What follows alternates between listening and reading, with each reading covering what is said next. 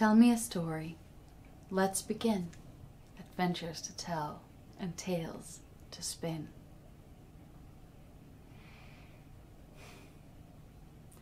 Once upon a time, there was a man who had 3 sons. They were all good lads and smart enough to get by. One day, the eldest came to his father and said, "Dad, I would like to go out into the world and make my fortune." "Very well," said the father. "Yeah, you are of a good age to go do so, and yeah, you have my blessing." And so the young man set off with a pack on his back, a smile on his lips, and a song in his heart, and his steps were light as he went. And so he walked and walked, and after some time he came to a place where there was a fork in the road. And in the middle of that fork sat on a stump a peculiar little old man. "And where are you off to in such a hurry, young man?" "Oh, I'm on my way out to seek my fortune," said the eldest son. "Oh, very good, very good. And how have you thought to do this?" "Well," said the oldest son, "I kind of had an idea that I might like to be a carpenter." "Oh, "Very good," said the old man. you know, I just happen to be a carpenter, and I need an apprentice. How would you like to come and be my apprentice?"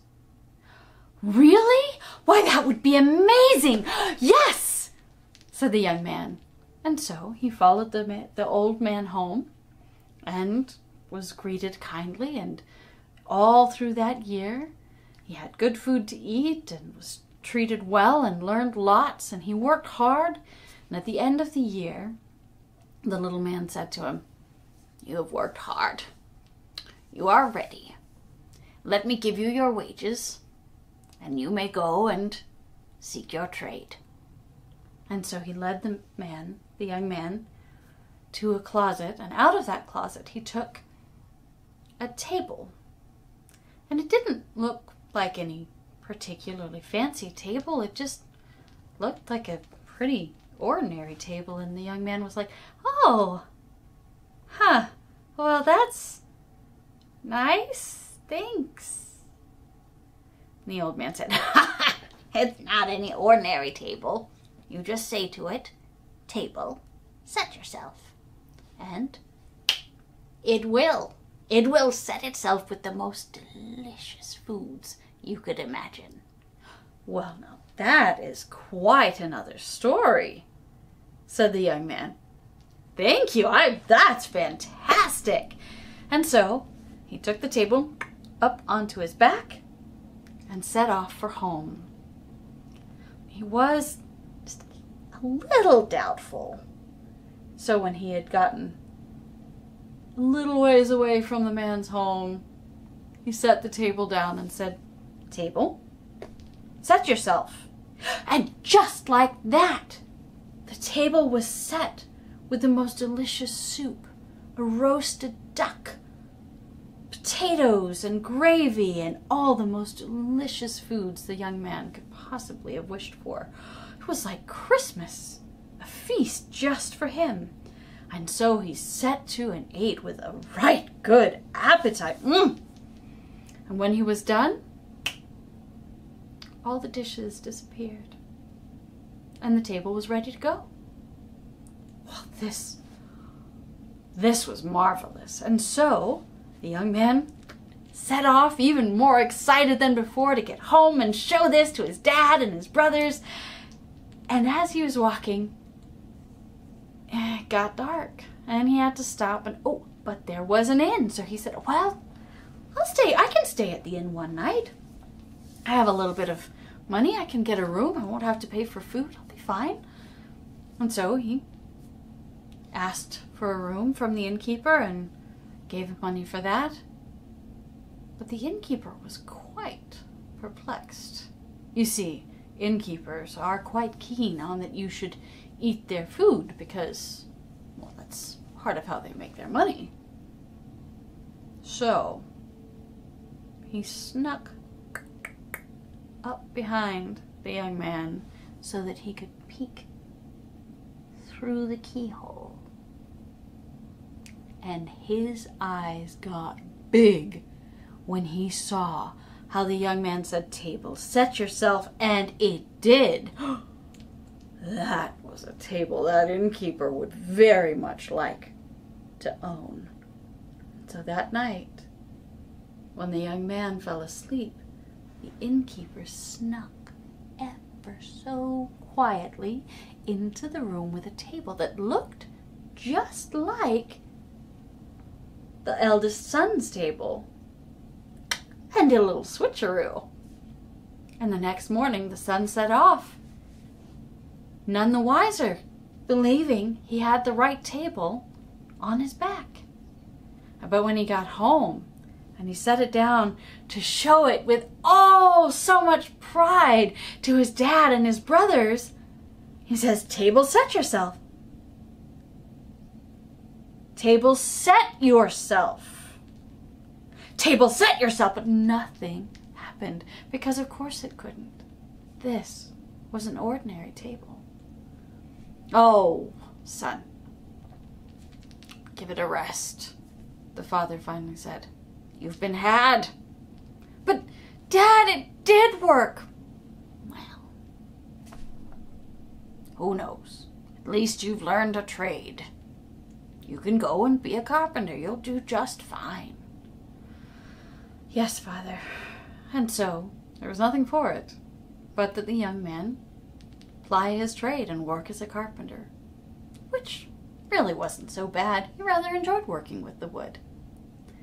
After some time, the middle brother came to his dad and said, "Dad, I want to go out into the world and seek my fortune too."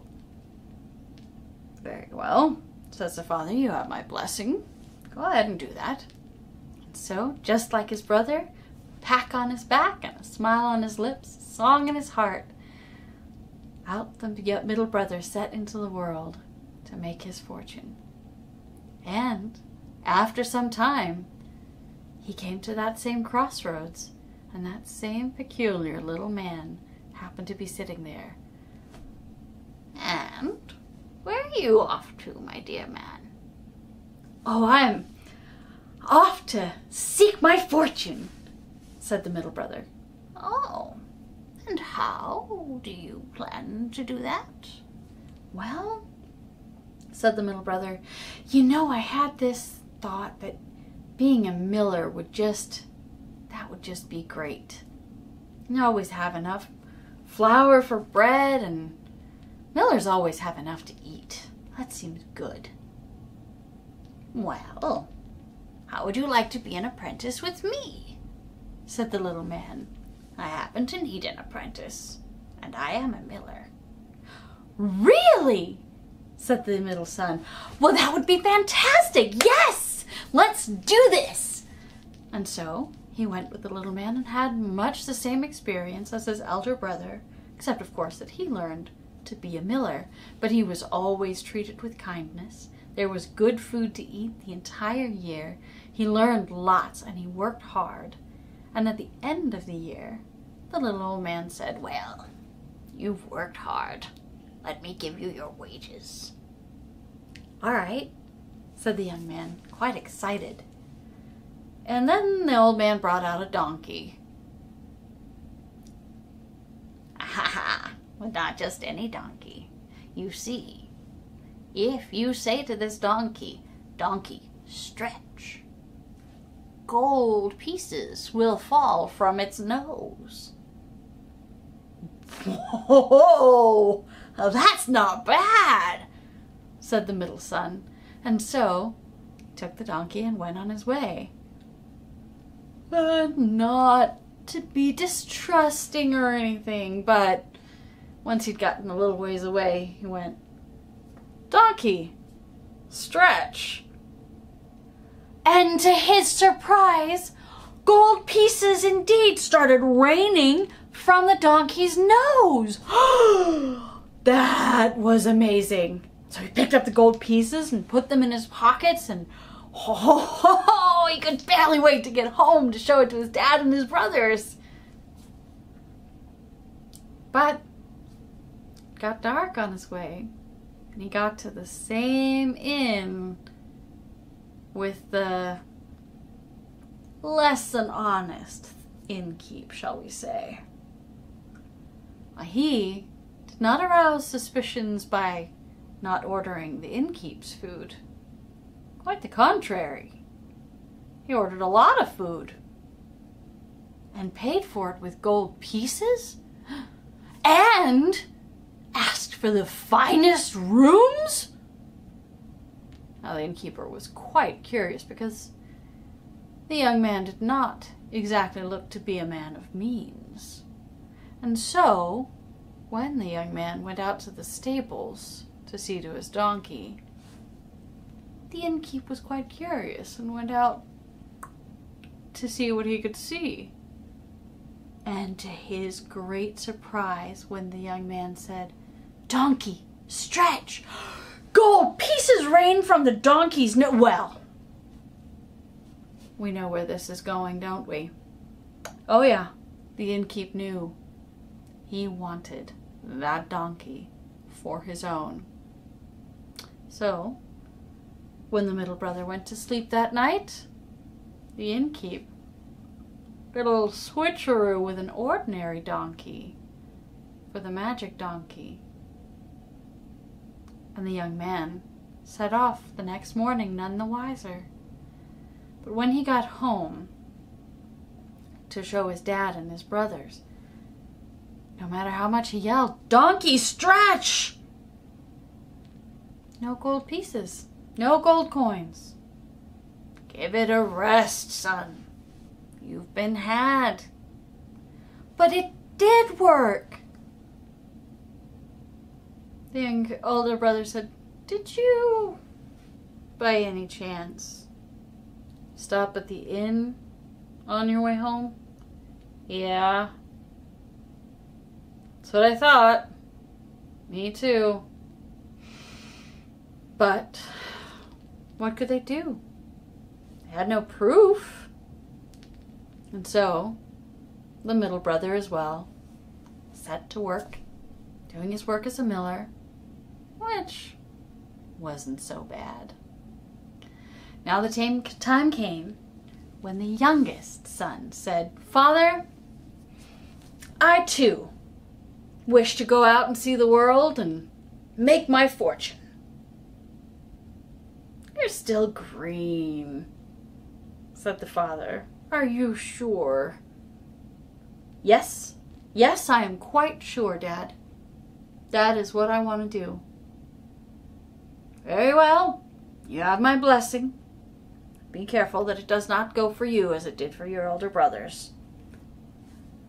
"No problem, Dad," said the youngest son, and off he went, pack on his back and a song in his heart. And with light feet he came quickly to the same crossroads, and there sat the peculiar little man. "Well, hello, young man. And where are you going in such a hurry?" "Oh, I am out to seek my fortune." "Huh? And how do you wish to do that?" "You know something? I have absolutely no idea. I don't know what I want to be. I'm happy to learn anything." "Very well," said the old man. "I can use someone like you. I can teach you. Would you like to learn from me?" "Oh, would I ever!" said the youngest son. And so he followed the old man and had much the same kind of experience as his elder brothers. He was treated well, had good food to eat, and he learned lots and lots as he helped and worked hard. And at the end of the year, the old man said, "You've worked hard. Let me give you your wages." And so he went to the same closet as he had taken the elder brother's table out of, and pulled out what looked like just an ordinary bag. It was something heavy inside. It felt like a stick. "What's this?" said the youngest son. There's a stick inside. But if you say to the stick, "Stick, be fast," it'll jump right on out of the bag and warm the backside of anyone who might be harming you. And when you're ready for it to stop, you simply have to say, "Stick in the bag," and it'll go in the bag and stop. "Oh, yes," says the youngest son. "This is great. Thank you so much." And off he went because he knew exactly where he wanted to go. In fact, he might even have gotten to the inn faster than either of his brothers. And there he told boastingly about what wonders he had in his bag. Such treasures as defy description. Well, as you might imagine, the innkeep pricked up his ears at this. Ah. And so, when the young man went to sleep that night, with the bag beneath his head, the innkeep snuck in, thinking that he might be able to just gently pull that out and slide in another bag and, thereby trick the youngest son too. But of course, the youngest felt the bag moving from under his head and said, "Oi, stick, be fast!" And the stick jumped right on out of the bag and started warming up the innkeep's backside. And the innkeeper, with great surprise, flew, "Whoa, whoa, whoa, whoa, whoa, whoa, whoa, whoa, ow, ow, ow! Please stop, have mercy! I wasn't going to take anything, I wasn't going to do anything!" "Oh, really? Just like you didn't take anything from my brothers?" "I don't know who your brothers might have been. Oh, please have mercy, please stop." "I'll refresh your memory. One had a table that could set itself, and the other had a donkey who could rain gold pieces from its nose." "Oh, I remember them, I'll bring it, I'll give it back to you, I'll give it back to you." "Oh, good. Stick in the bag." And the stick obediently jumped into the bag and stopped beating the innkeeper's backside. And the innkeeper, much humbled, hobbled on out to the stables and got the donkey and brought the table, and "I'm deeply, deeply sorry." "Well," said the youngest son, "thank you for bringing those back. Perhaps now you'll be more honest moving forward, will you not?" "Oh, yes, I've learned my lesson, says the innkeep. Let's hope he did. Well, the next morning, the youngest son set out for home. And what a triumph it was to be able to set forth the treasures that had been lost in front of the father and the brothers and show them that he had brought them all back. And so the four of them lived good, long lives, never wanting for food because they had the table that could set itself, never wanting for money because the donkey could provide anything they needed, and perhaps, best of all, never wanting for protection because they had a stick that could protect them. Snip, snap, snout, now the story's out. Tip, tap, tin, soon a new one will begin.